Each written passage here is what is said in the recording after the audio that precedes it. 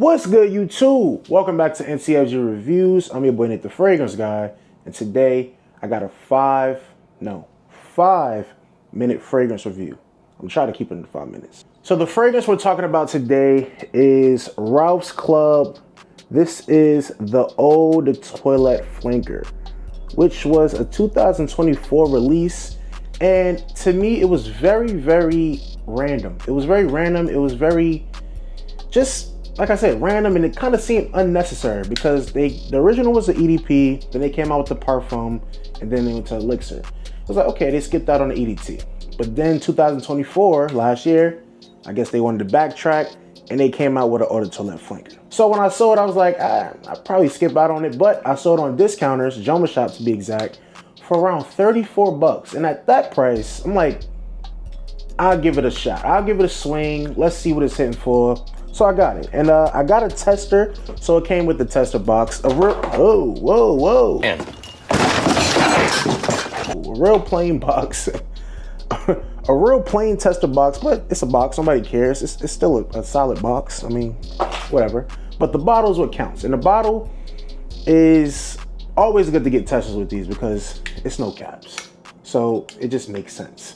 But the bottle is like a translucent bottle. So like in the middle is translucent, and then it goes to like a black gradient towards the sides. And the other bottles, the original was just blacked out, and then the Parfum was like a, not smoky, but like a matte black, and then the Elixir was regular, you know, it's all black. But this one is translucent, and yeah, let's see how this thing smells, man. I know how it smells, but let's talk about it on camera.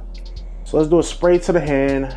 I actually wore this a few times. I actually wore it yesterday, and it was really nice. That's what sparked the video, because I wasn't gonna do a video on this, but then I'm like, let's just do a video on it. I know a lot of people see this and they probably wonder, should I get it? Probably already got the EDPs, skip out on it, but at $34, this is worth a pickup. So when I first sprayed this thing, a big difference from this and the Eau de Parfum I got like instantly was the heavy citrus notes. This is heavy on the citruses up at the top. It's very fresh and lively and aromatic, versus the other flankers, you're not really getting too much citruses. You're really getting a lot of lavender and sage from the freshness. It's a lot of herbal freshness versus like citrusy freshness. So I was getting a lot of that, and I was getting something sweet. And when you look at the notes, there's apple in this thing, and bergamot, mandarin orange, all at the top. So it's a very fruity, fresh, citrusy top. And then as the fragrance comes down, as it dries down and all of that, it really gets close to the Eau de Parfum. So you get that lavender, you get the sage, you get that woody aromatics, and it's a slight floral component to it. A light floralness that you get from some geranium, and you know, just woodiness, vetiver. It's a very, very mass appealing, pleasing blue fragrance. And this is even more mass appealing in like that blue style because of those citruses and those added aromatics, and even like that sweetness that you get from it. You get a sweetness from the other ones, but this one has a apple in it. I think the Parfum has apple in it too, if I'm not mistaken, but this one has a nice sweet apple, and it really reminds me of a YEDT with kind of like a, I don't know, kind of like a not a Chanel Allure, kind of like a Chanel Allure Homme or something bright. I was also thinking like a Versace Pour Homme.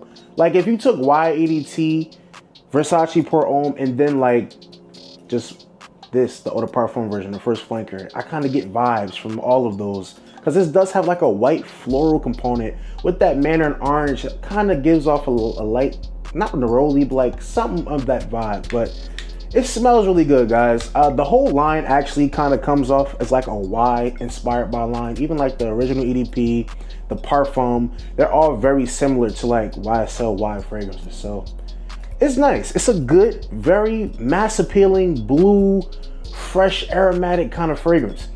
And as far as performance, is really nice too. For it to be EDT, I get a solid 6 to 7 hours. Like even in that 6th hour, I had hugged someone and they was like, "Oh, you smell good." And I got a compliment. I wasn't smelling it, but obviously they got close enough and they smelled it.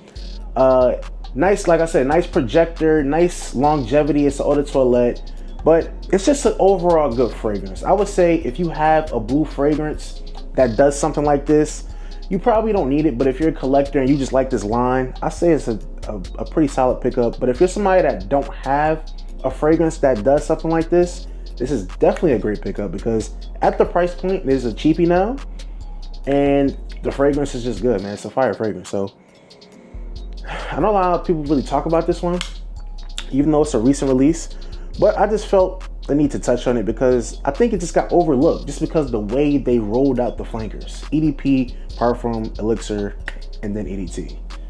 Super backwards, but it is what it is. We got it. It's here. It's a cheapie, so I mean, it ain't gonna hurt you. 35 bucks, 100 ml. Tester bottles is like a brand. You know what I'm saying? It's a good deal. So I don't know. I think it's a good pickup. Let me know what you guys think about this fragrance in the comments. Do you like it? Do you have it?